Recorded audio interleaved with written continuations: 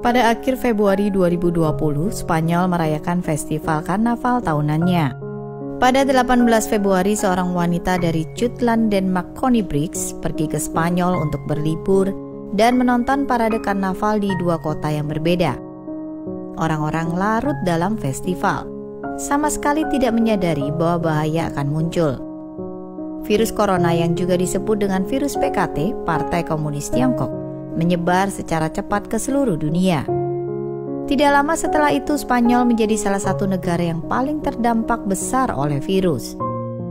Pada 20 Februari, Connie mulai mengalami gejala batuk. Setelah Connie kembali ke Denmark pada 26 Februari, batuknya bertambah parah. Ia menjadi demam, mengalami sesak di dadanya, dan sulit bernafas. Ia juga kehilangan fungsi indera perasanya. Connie pergi ke rumah sakit untuk mendapatkan perawatan. Dokter melakukan ronsen dan menemukan bahwa paru-parunya mengalami peradangan. Dokter memberinya penisilin, namun gejalanya tidak berkurang. Sebaliknya bertambah parah. Ia sangat sulit bernafas dan merasa bahwa ia bisa pingsan kapan saja. Ia merasa sangat sakit dan tidak berdaya. Dokter kemudian menambahkan kortikosteroid adrenal ke dalam perawatannya, berharap bahwa itu bisa mengurangi peradangan dan membantu pernafasannya. Setelah adik Connie mendengar kondisinya, ia memberitahu Connie bagaimana PKT menutupi pandemi, tentang data statistik palsu serta laporan yang tidak benar mengenai jumlah korban terinfeksi dan meninggal dunia. Akibatnya pemerintahan Barat kehilangan kesempatan untuk melakukan tindakan pencegahan, sehingga pandemi menembus Italia, Spanyol, dan ke seluruh dunia. Ia juga berbicara tentang kejahatan yang dilakukan setelah PKT berkuasa, seperti revolusi kebudayaan, pembantaian di Tiananmen, penganiayaan terhadap praktisi Falun Gong yang meyakini sejati baik dan sabar, mengambil paksa organ tubuh dari tahanan hati nurani, dan lain-lain. Perbuatan jahat PKT telah membawa bencana bagi umat manusia. Mengenai wabah virus, beberapa ahli menyatakan bahwa jika kota Wuhan ditutup 3 hari lebih awal, orang yang terinfeksi virus akan berkurang sebanyak 2/3 bagian. Jika pandemi dilaporkan 3 minggu lebih awal dan tindakan pencegahan dilakukan, jumlah orang yang terinfeksi akan berkurang 90%. Dengan demikian, bencana ini bisa dikatakan lebih disebabkan oleh manusia daripada virus itu sendiri. Setelah Connie mendengar semuanya, ia memahami seluruh cerita di balik pandemi. Ia sangat marah dan mengutuk PKT karena kejahatannya. PKT telah melakukan kejahatan keji terhadap kemanusiaan. Hal ini tidak bisa dimaafkan. Ia berkata, PKT menipu dunia. Selama ini telah berbohong dan tidak layak dipercaya. Sekarang mereka berupaya untuk menutupi kebenaran dari dunia luar. Saya merasa kita harus melipat gandakan jumlah kematian yang mereka laporkan 10 kali lebih banyak.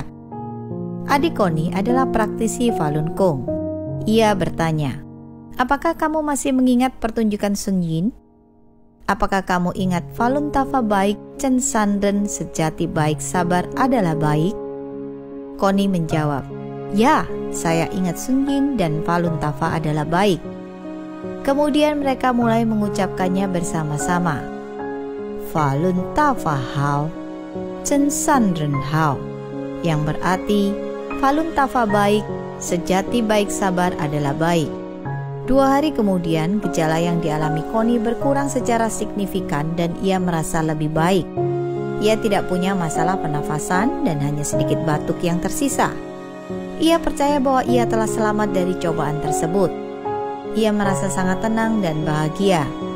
Adiknya berkata, ini dikarenakan kamu telah melihat watak asli jahat PKT dan menolaknya. Substansi buruk telah dimusnahkan. Connie tersenyum dan mempercayainya sepenuhnya. Ia berterima kasih kepada Tuhan yang telah menyelamatkannya. Apakah virus memiliki mata? Apakah virus melihat bahwa Connie menolak paham PKT dan menjauhkan dirinya dari hal tersebut, lalu dengan sendirinya meninggalkan Connie? Sejauh ini kedengarannya sangat mungkin terjadi. Berdasarkan laporan dari Minghui.com pada 27 Maret, daftar orang-orang yang meninggal dunia di bulan Februari beredar secara online. Daftar ini dikompilasi secara internal oleh PKT dan berisi data dari mereka yang meninggal dunia. Daftar menunjukkan bahwa dari orang-orang yang meninggal dunia karena virus, sebanyak 88% dari mereka adalah anggota PKT. Lebih lanjut, dari mereka yang meninggal dunia, tidak seperti yang dilaporkan oleh media resmi PKT. Orang-orang lansia bukanlah korban mayoritas. Orang-orang di bawah usia 50 tahun menyumbang hampir setengah dari total kematian. Mereka yang berusia 30-49 tahun adalah sebanyak 39,7% dari korban yang meninggal dunia.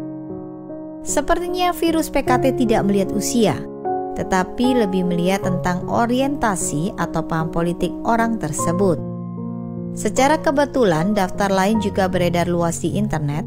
Daftar lebih dari 300 orang yang meninggal dunia akibat virus PKT.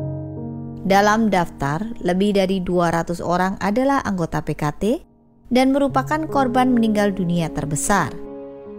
Jika kita juga mempertimbangkan jumlah aktual dari anggota PKT dibandingkan populasi, maka jumlahnya tidak cocok. Untuk setiap 100 masyarakat Tiongkok, hanya ada sekitar 6-7 anggota PKT. Apakah virus PKT mengarah pada anggota PKT? Apakah anggota PKT menjadi target secara jelas? Bagaimana bisa virus PKT secara spesifik menjangkiti anggota PKT? Dari perspektif ateis, bukankah ini tahayul? Dari perspektif ilmu pengetahuan saat ini, tampaknya fenomena seperti itu tidak bisa dijelaskan. Bagaimana mungkin sebuah virus cukup pintar untuk membedakan afiliasi politik seseorang? Sebenarnya hal ini bukanlah tahayul sama sekali, dan berdasarkan sudut pandang ilmiah, fenomena ini bisa dijelaskan. Miss Olsen melakukan penelitian sel biologi selama bertahun-tahun dan bekerja di laboratorium penelitian untuk patologi biokimia di Universitas Aarhus di Denmark.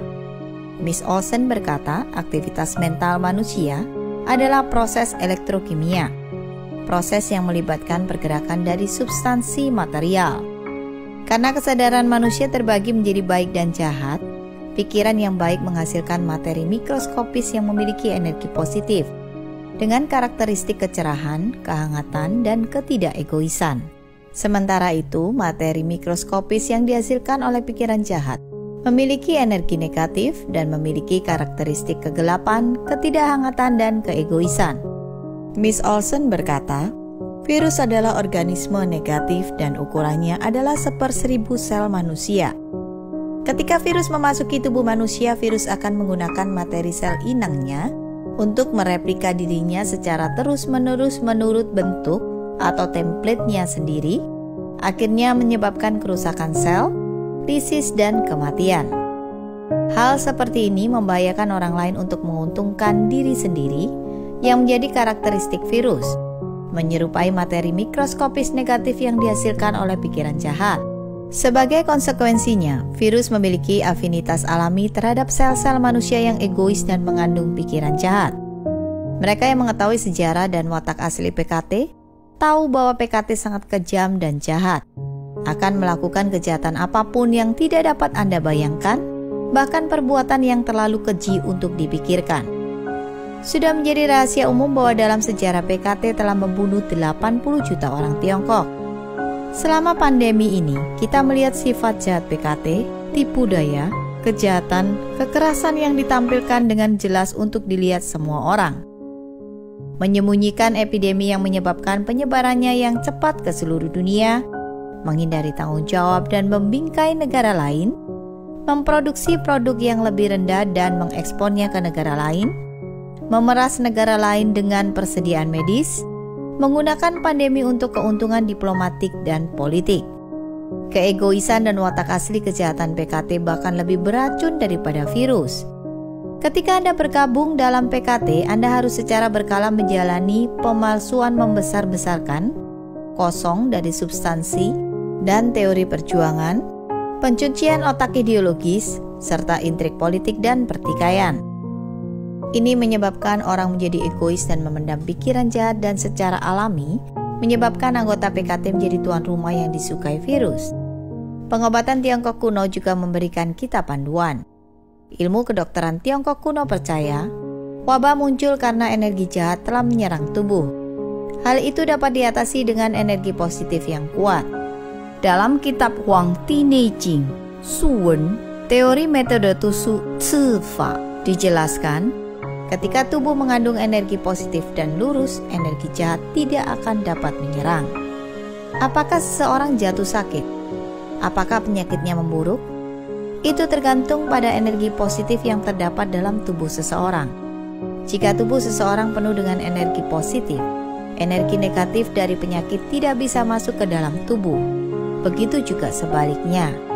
Ketika seseorang bergabung dengan PKT atau menerima kebohongan PKT, seseorang akan menerima dan terinfeksi oleh kejahatan PKT, energi negatif, dan menjadi target yang menarik bagi virus PKT. Kita melihat ahli biologi modern saat ini dan pengobatan kuno Tiongkok memiliki pandangan yang sama. Inilah sebabnya mengapa anggota PKT dan mereka yang bersekutu dengannya berakhir sebagai target utama dari virus PKT. Jika Anda tidak berharap untuk menjadi tuan rumah yang menarik bagi virus PKT, hal itu sebenarnya bermuara pada apa yang Anda pikirkan sangat sederhana. Selama Anda dengan tulus menjauhkan diri dari PKT, menolak PKT, dan keluar dari organisasi afiliasinya, Anda akan aman melalui krisis ini.